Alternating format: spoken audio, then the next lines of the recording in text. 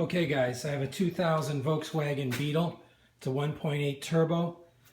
I'm having problems with the transmission. I'm thinking it's the neutral safety switch.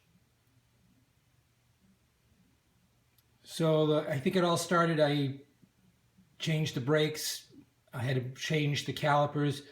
In the process of bleeding the brakes and putting the fluid in there, because the fluid reservoir was in such a terrible position, I ended up spilling fluid right onto the connector of the safety switch.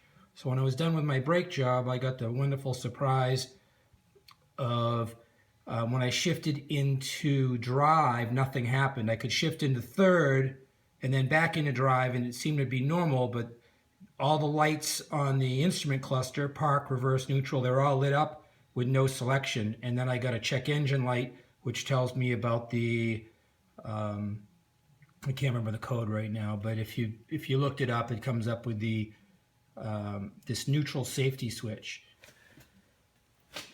And if you go online, no one can seem to tell you exactly where it is. There's a couple really crappy photos or diagrams, but this is where it is. You pull out your airbox.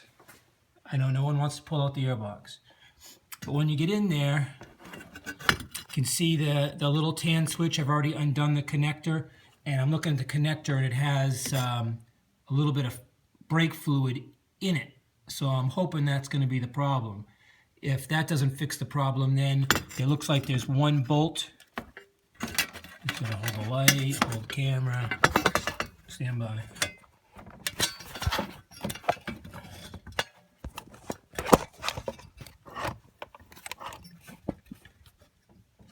So right there, that tan switch, just to the left of it, looks like a small bolt. I haven't figured out what it is. Yeah, it feels like maybe a 10 or a 9 millimeter. Sorry, that was my finger.